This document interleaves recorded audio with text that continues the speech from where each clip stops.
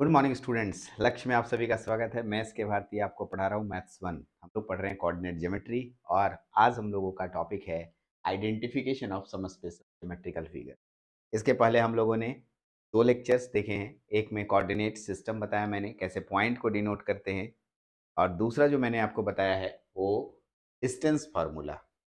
आज हम लोग किसी भी ज्योमेट्रिकल फिगर को कैसे पहचानते हैं ये समझेंगे, क्योंकि डिस्टेंस फार्मूला लगाने जाएंगे तो जब इस तरह के फोटोज हमारे इस तरह के ज्योमेट्रिकल फिगर ज्यामिति का फोटो हमें नजर आएगा, वहाँ पर डिस्टेंस फार्मूला तो लगेगा ही, लेकिन यदि हमें ज्यामिति के बारे में जानकारी नहीं होगी तो हम क्वेश्चन को सॉल्व नहीं कर पाएंगे। ठीक, मेरी बात पूरी समझ में नहीं आई होगी, एकदम नहीं आई होगी, कोई बात नहीं, मैं आपको समझाता हूँ। मान लिया, ठीक है, सबसे पहले हम ट्रायंगल के बारे में बात करेंगे। सॉरी, ट्रायंगल, जिसे हिंदी में आप त्रिभुज बोलते हैं। क्या बोलते हैं? त्रिभुज। ठीक, क्या बोलते हैं? त्रिभुज। ट्रायंगल के बारे में, यस एग्जैक्टली, ट्रायंगल के बारे में हम लोग ट्रायंगल के बारे में पढ़ने जा रहे हैं। तो ट्रायंगल में तीन तरह के ट्रायंगल्स आपको क्वेश्चन में दे सकते हैं ये लोग। पहला जो ट्रायंगल आपको देंगे, इस ट्रायंगल का नाम है equilateral triangle. EQUILATRAL, equilateral triangle. ठीक है, कौन सा ट्रायंगल? Equilateral triangle. यस, अगर एग्जाम में आ गया कि साबित कीजिए कि इसके तीन वर्टेक्स हैं, तो तीनों वर्टेक्स जो है वो वर्टिसेस या तीनों पॉइंट्स जो है इक्विलैटरल ट्रायंगल है, तो इसके लिए इक्विलैटरल ट्रायंगल का फोटो बनाना होगा। हाँ सर, इक्विलैटरल ट्रायंगल का फोटो बनाना होगा और आपको इसका नाम ए लिखना होगा, इसका नाम बी लिखना होगा और इसका नाम सी लिखना होगा। ठीक, तो अब आपको ये बात पता है कि इक्विलैटरल ट्रायंगल का हिंदी होता है समबाहु त्रिभुज। कौन सा? इसके बगल में लिख सकते हैं हिंदी में, अगर जिनको समझ में नहीं आता है तो, समबाहु। ठीक है, समबाहु त्रिभुज। यह समबाहु त्रिभुज में सभी भुजाएं बराबर बराबर होती है, सभी भुजाएं बराबर बराबर होती है। इसका मतलब आप यहाँ लिख सकते हैं ए बी बराबर होगा बी सी बराबर होगा ए सी। ठीक है, ए बी बी सी सी ए या ए सी। ठीक है, सी ए नहीं ए सी कर दीजिए, अच्छा रहेगा। ठीक है, डिस्टेंस उसी तरीके सीक्वेंस में लिया जाता है, ए बी बी सी सी ए। इस तरीके से अगर हम तीनों बराबर कर देते हैं, इस त्रिभुज में तीनों भुजाओं को बराबर कर देते हैं, हम ये साबित करने में कामयाब हो जाएंगे कि हाँ, यह एक समबाहु त्रिभुज है, जिसे हम लोग इक्विलैटरल ट्रायंगल बोलते हैं, और कुछ भी साबित करने की जरूरत इसमें नहीं होती है। इसका मतलब जब हमें यहाँ का कोऑर्डिनेट दिया रहेगा, यहाँ का कोऑर्डिनेट दिया रहेगा, यहाँ का कोऑर्डिनेट दिया रहेगा, तो हम लोग तीन बार डिस्टेंस फार्मूला निकालेंगे और तीनों डिस्टेंस यदि हमें बराबर बराबर मिल गया तो हम कहेंगे हाँ, यह तीनों बिंदु, यह तीनों कोऑर्डिनेट समबाहु त्रिभुज यानी इक्विलैटरल ट्रायंगल का कोऑर्डिनेट है। क्वेश्चन बनाएंगे तो देखेंगे। चलिए, दूसरा क्वेश्चन पूछ सकता है इसमें। ठीक है, दूसरा क्वेश्चन पूछ सकता है इसमें। ठीक है, आइसोसेलेस ट्रायंगल। क्या बोलेगा? Isosceles triangle.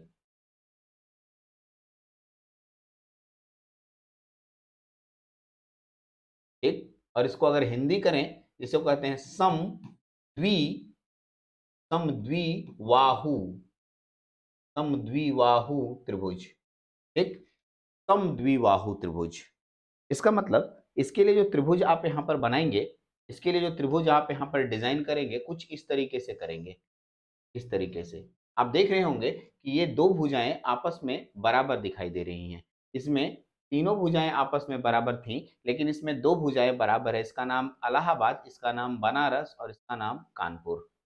इसका मतलब ये इसमें दो ही चीजें हमें बराबर करने को दिखानी पड़ेंगी कि समबाहु त्रिभुज, समद्विबाहु त्रिभुज में, आइसोसेलेस ट्रायंगल में दो साइड्स बराबर होते हैं। इसका मतलब हमें ए बी निकालना होगा, ये वाला, और ए सी निकालना होगा, ए बी और ए सी। ठीक है, अब आपको एग्जाम में जब क्वेश्चन आएगा तो आपको तो पता नहीं होगा, क्योंकि तीन कोऑर्डिनेट दिए रहेंगे, तो उसमें तीनों वैल्यू निकाल लीजिएगा। ठीक है, कोई दो वैल्यू बराबर हो जाए, कोई दो डिस्टेंस बराबर हो जाए, आप समझ जाइएगा हाँ, यह एक आइसोसेलेस ट्रायंगल है। और अगर तीनों बराबर हो जाए तब तो इक्विलैटरल हो जाएगा। यस, यदि तीसरा आएगा, एक आता है समकोण त्रिभुज। ठीक है, यदि तीनों बराबर नहीं हो तो स्केलेंस ट्रायंगल बोलते हैं। विषम बाहु त्रिभुज। क्या बोलेंगे? विषम बाहु त्रिभुज। कैसे साबित करेंगे कि तीनों के तीनों बराबर नहीं होगा? इसको विषम बाहु त्रिभुज कहते हैं। लिख सकते हैं आप अपने कॉपी में, उसको मैं नहीं लिख रहा हूँ। विषम बाहु त्रिभुज। क्या लिखते हैं उसको? विषम बाहु त्रिभुज। ठीक है, अब आते हैं राइट एंगल ट्रायंगल। तीसरा पूछ सकता है इसमें। ठीक है। तीसरा राइट एंगल ट्रायंगल। कौन सा एंगल ट्रायंगल बाबू? Right angle triangle. Right angle triangle. Right angle triangle को समकोण त्रिभुज कहा जाता है। कौन सा त्रिभुज? समकोण त्रिभुज कहा जाता है। अब इस समकोण त्रिभुज के बारे में बात करेंगे तो हम लोगों के पास कुछ ऐसे तीन बिंदु नजर आएंगे। इसका नाम होगा ए, इसका नाम होगा बी और इसका नाम होगा सी। तीन कोऑर्डिनेट दिए रहेंगे, ठीक। जब तीन कोऑर्डिनेट रहेगा तो तीनों का फॉर्मूला, पहले तीनों का डिस्टेंस निकालेंगे। तीनों का डिस्टेंस निकालेंगे। देखिए समकोण त्रिभुज पहचानने का तरीका ठीक से समझिएगा। समकोण त्रिभुज तीनों का डिस्टेंस निकालेंगे। पहला क्या निकालेंगे? पहला काम क्या कीजिएगा आप? पहला ए बी निकालिएगा, ठीक है। उसके बाद क्या निकालिएगा? ए बी के बाद बी सी निकालिएगा। फिर क्या निकालिएगा? ए सी निकालिएगा, ठीक है, या सी ए निकालिएगा। यदि, ठीक है, ये आधार है और ये लंब है, यानी कौन कौन? ए सी का स्क्वायर प्लस बी सी का स्क्वायर बराबर ए बी का स्क्वायर साबित हो जाता है, ठीक है। तो आप कहिएगा हाँ ये समकोण त्रिभुज है, यानी ये एक प्रकार का पाइथागोरस थ्योरम को इंडिकेट कर रहा है, पाइथागोरस थ्योरम। और इसमें इस तरह का वैल्यू निकलने के बाद दोनों का स्क्वायर जोड़ने के बराबर तीसरी भुजा के यानी कर्ण के स्क्वायर के बराबर हो जाता है, तो हम इसको समबाहु त्रिभुज समकोण त्रिभुज बोलेंगे, जो कि आपके सामने है। पहले आप नोट कर सकते हैं। इस तरह के पॉइंट्स को ध्यान रखिएगा, तभी आपके ज्योमेट्रिकल में यानी कि कोऑर्डिनेट ज्योमेट्री के ज्योमेट्रिकल वाला क्वेश्चन बन जाएगा, क्योंकि अभी हम आपको बनवाएंगे भी। आप पहले इसको नोट कीजिए। चलिए आगे बढ़ते हैं। नोट कर लिया होगा आपने। अब आगे बढ़ते हैं। अब हम लोगों के पास कुछ, ठीक है, 4 पॉइंट वाले का आता है। 4 पॉइंट से चतुर्भुज बनता है। 4 पॉइंट से चतुर्भुज बनता है। यदि हमें 4 पॉइंट दिया रहे, कितना पॉइंट? 4 पॉइंट, तो चतुर्भुज निर्माण होता है। यहाँ पर 4 चीजों को हम लोग स्टडी करेंगे। 4 पॉइंट दिया रहेगा। पहला हम जो पढ़ाने जा रहे हैं वो सुनिएगा, स्क्वायर के बारे में। इसके बारे में, स्क्वायर हिंदी में क्या बोलते हैं? इसे वर्ग कहा जाता है। चलिए स्क्वायर कैसे पहचानेंगे कोई स्क्वायर है? कैसे पहचानेंगे कि कोई स्क्वायर है? तो स्क्वायर का पहले फोटो बना दीजिए, ठीक। तो ये सर स्क्वायर का फोटो मैंने बना दिया, आपके सामने दिख भी रहा है स्क्वायर का फोटो। इसका नाम ए देंगे, इसका नाम बी देंगे, इसका नाम सी देंगे और इसका नाम डी देंगे। तो ए बी सी डी 4 ऐसे पॉइंट्स आपको दिखाई दे रहे हैं, ठीक। इन चारों पॉइंट्स का कोऑर्डिनेट दिया रहता है। यस, तो हम कैसे साबित करेंगे कि ये स्क्वायर है? स्क्वायर साबित करने के लिए दो बिंदु को, ठीक है, रखना है। स्टेप 1 ध्यान देंगे। स्टेप 1 में आप क्या करेंगे? पहले चारों भुजाओं को निकाल लेंगे। ए बी निकालेंगे जो बराबर होना चाहिए बी सी के, जो बराबर होना चाहिए सी डी के, बराबर होना चाहिए डी ए के। अगर ये चारों भुजाएं बराबर हो गई तो स्क्वायर के रास्ते में पहला कदम पार हो जाएगा, लेकिन पूरा नहीं हुआ है। इतना ही छोड़ के आइएगा तो काट देगा नंबर। सुनिए स्टेप 2 में जाइएगा। स्टेप 2, स्टेप 2 में क्या कीजिएगा? इसके दो डायगोनल होते हैं जिसे हम लोग विकर्ण कहते हैं। दोनों डायगोनल का डिस्टेंस निकालना है, यानी यहाँ हमें AC निकालना है, बराबर होगा BD के। यानी दोनों डायगोनल बराबर हो जाएगा तो ये वर्ग कहलाएगा। यस, वर्ग के दोनों विकर्ण बराबर होते हैं। वर्ग के दोनों विकर्ण बराबर होते हैं। इसका मतलब यहाँ पर आप आसानी से स्क्वायर को साबित कर देंगे। करेक्ट। चलिए स्क्वायर के बारे में ध्यान रखना है, दोनों स्टेप पूरा करना है। दूसरा पॉइंट के बारे में बात करते हैं। दूसरा पॉइंट, जैसे हम स्क्वायर के बारे में बात किए तो दूसरा आता है कौन सा? रेक्टेंगल, ठीक है। कौन आता है? रेक्टेंगल। इसको हिंदी में क्या बोलते हैं? आयत। क्या बोलते हैं? यस, आयत। रेक्टेंगल कहा जाता है। चलिए रेक्टेंगल कैसे निकालेंगे? रेक्टेंगल के बारे में हमें क्या बताना है? रेक्टेंगल, चलिए रेक्टेंगल के बारे में सुनिएगा। रेक्टेंगल में कुछ है नहीं, ये आपके पास इस तरीके का एक आकृति मिलता है, आपको दिख रहा है। इसका नाम ए है, इसका नाम बी है, इसका नाम सी है और इसका नाम डी है। कुछ इस तरीके से नाम दिया गया। तो कैसे साबित करेंगे कि ये रेक्टेंगल है? तो रेक्टेंगल के लिए साबित कैसे करेंगे सुनिए। सबसे पहले तो आमने सामने की भुजा बराबर होती है। ऐसे पढ़े होंगे आप, आमने सामने की भुजा बराबर होती है। आमने सामने की भुजा बराबर होती है। इसका मतलब आप ऐसे निकालेंगे, ये पहला स्टेप, इसको लिख लीजिए, पहले ऐसे लिखिए। स्टेप 1, सबसे पहले चारों डिस्टेंस फॉर्मूला से निकालेंगे, जो कि ए बी बराबर होगा DC के। दूसरा, दूसरा, ठीक है, AD बराबर होगा किसके? DC के। यस सर, ये पहला स्टेप हो गया। दूसरा स्टेप, स्टेप 2 में जाइएगा। स्टेप टू में सबसे पहले ये डायगोनल खींचिएगा और दूसरा ये डायगोनल खींचिएगा। दोनों डायगोनल इसमें भी बराबर होते हैं, दोनों डायगोनल बराबर होते हैं। इसका मतलब यहाँ पर लिखना है AC बराबर होगा BD के। इसका मतलब इसमें भी डायगोनल को बराबर करना है। स्क्वायर और रेक्टेंगल को एकदम ध्यान रखना है। स्क्वायर और रेक्टेंगल को साबित करते समय आपको पॉइंट्स इंपॉर्टेंट ध्यान रखने पड़ेंगे। तीसरा पॉइंट आता है, ठीक है, रोम्बस का। तीसरा पॉइंट क्या आता है? रोम्बस का। क्या चीज आता है?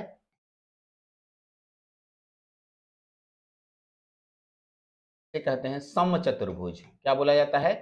समचतुर्भुज। Yes, rhombus. अब रोम्बस कैसे साबित करेंगे? समचतुर्भुज कैसा दिखता है? ठीक है, चलिए समचतुर्भुज के बारे में आपको मैं समचतुर्भुज दिखाता हूँ। समचतुर्भुज कुछ ऐसे, कुछ ऐसे और कुछ ऐसे, कुछ ऐसे। एग्जैक्टली ये समचतुर्भुज है, स्क्वायर का ही भाई है। ठीक, समचतुर्भुज। ठीक है, ध्यान रखिएगा।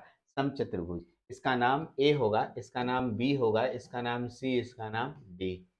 एग्जैक्टली इसमें कुछ नहीं करना है। समचतुर्भुज में चार भुजाएं निकाल दीजिए, काम बन जाएगा।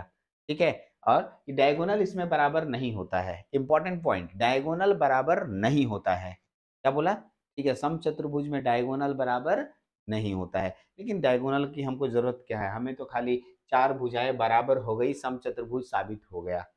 ठीक है, स्क्वायर क्या समचतुर्भुज है? हाँ, स्क्वायर एक समचतुर्भुज है। चार भुजाएं बराबर है? हाँ, चार भुजाएं बराबर है। Yes sir. इसका मतलब, ठीक है, हमें क्या निकालना है? ए, ठीक है, बी, ए बी निकालेंगे, बराबर होगा बी सी के, बराबर होगा सी डी के, बराबर होगा डी ए के या ए डी के। ये चारों भुजाएं अगर आप बराबर कर देते हैं, समचतुर्भुज साबित हो जाता है। ठीक है, डायगोनल बराबर नहीं होता है, ऐसे साफ साफ लिख दे रहा हूँ। ये जो डायगोनल इसमें होते हैं ये बराबर बराबर नहीं होते, यानी ए सी बराबर कभी नहीं होगा किसके? बी डी के। यानी दोनों डायगोनल कभी बराबर आपस में नहीं होंगे। ये रोम्बस यानी समचतुर्भुज का, ठीक है, एक आइडेंटिफिकेशन है। इसे समचतुर्भुज का आइडेंटिफिकेशन बोलते हैं। ठीक है, यहाँ तक तो ये तीन आपको याद हो जाएगा अच्छे से। ठीक है, तीनों को बढ़िया से याद कर लीजिएगा यहाँ पर। ठीक है, अब आते हैं एक और हमारे पास बनता है, ठीक है, उसको भी नोट कर लेते हैं। चौथा हमारे पास बचता है, उसका नाम है पैरेललोग्राम। क्या बचता है? पैरेललोग्राम। पैरेललोग्राम।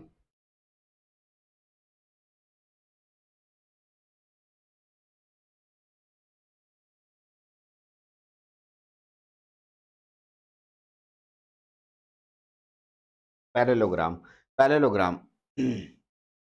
एग्जैक्टली ये पैरेललोग्राम का फोटो देखिए कैसा दिखेगा।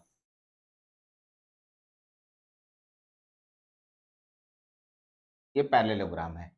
ठीक, आयत को ऐसे धक्का मार देंगे तो टेढ़ा हो जाएगा, वही वाला पैरेललोग्राम है। ए बी सी डी, इसमें आमने सामने की भुजा बराबर होती हैं। ठीक, लेकिन डायगोनल बराबर नहीं होता है। इसका मतलब स्टेप नंबर 1 क्या लिखेंगे? स्टेप 1 में आप लिखेंगे ए बी बराबर होगा DC के, और दूसरा में क्या होगा? AD बराबर होगा BC के। स्टेप नंबर 2 पे बात करते हैं। स्टेप नंबर 2 पे तो हम लोग के पास डायगोनल जो है बराबर नहीं होता है, यानी AC बराबर नहीं होगा, AC बराबर नहीं होगा BD के, BD के AC बराबर नहीं होगा BD के। यस, स्टेप 1 और स्टेप 2 आपके पास दिख रहा है, इसी अनुसार से चलेंगे। देख लीजिए, तो ये हो गया पैरेललोग्राम। चार, और इधर हम लोग ट्रायंगल में 3 देखे और इधर फोटो में 4, यानी कि इधर हम लोग जो चार भुजा वाला में 4 देखे। इन चारों और 3 को एकदम बढ़िया से आप स्टडी कर लीजिए, इस पे एकदम न्यूमेरिकल बनेगा। इसको पहले पूरे कॉपी में नोट कीजिए, एक एक करके पूरा, ये पूरा नोट होना चाहिए अच्छे से, ताकि आप क्वेश्चन बनाते समय कभी ना फंसें। क्वेश्चन में हम क्या बना रहे हैं, क्वेश्चन में क्या पूछ रहा है, आप इस बात को बहुत अच्छे से ध्यान रखिएगा। ठीक है, नहीं तो फिर आपको बहुत परेशानी होगी क्वेश्चन बनाते समय। ठीक है, अब अगले लेक्चर में हम लोग इससे रिलेटेड न्यूमेरिकल्स करेंगे, जो कि आपको मैं एक एक करके स्क्वायर का न्यूमेरिकल दूंगा, साबित करो स्क्वायर है, साबित करो रेक्टेंगल है। मैं एक एक करके आपको सारे का एक एक न्यूमेरिकल बताऊंगा, और ठीक है, असाइनमेंट जाएगा, उसको आपको पूरा कंप्लीट करना होगा। चलिए, लेक्चर में इतना ही रखते हैं। उम्मीद है मेरी लेक्चर आपको समझ में आ रही होगी। समझ में अगर आता है तो आप प्लीज़ अपने व्हाट्सएप ग्रुप में लिखिए, सर आपकी लेक्चर हमें समझ में आती है, और नहीं आ रहा है तो भी लिखिए, सर आपकी क्लास एकदम बोर फील होती है, नहीं अच्छा लगता है, हमको क्लास नहीं करना है। एग्ज़ैक्टली ये भी लिख सकते हैं। दोनों के दोनों आप फ्री हैं, आपको पूरी तरीके से लिखना है, क्योंकि अगर आपको क्लास अच्छा नहीं लग रहा है तो मैं आपको और अच्छा क्लास देने की कोशिश करूँगा। इसलिए आपको जो भी लगता है वो ज़रूर हमें कमेंट करके दें, ठीक है? व्हाट्सएप में दें या यूट्यूब पे अगर देखेंगे तो यूट्यूब पे कमेंट दे दें, बस इतना ही। इससे ज़्यादा मेरे को और क्या चाहिए? कुछ नहीं चाहिए। आपका फीडबैक, बस और कुछ नहीं। यदि हमारी पढ़ाई अच्छी लग रही है तो दूसरे को भी बताएँ कि देखो मैंने मैथ यहाँ पढ़ा है, अच्छा पढ़ा, सर ने अच्छा पढ़ाया है, आप पढ़ सकते हो, बस और कुछ नहीं। चलिए, थैंक यू। इस लेक्चर में इतना ही। ठीक है? नेक्स्ट लेक्चर में फिर से मिलेंगे।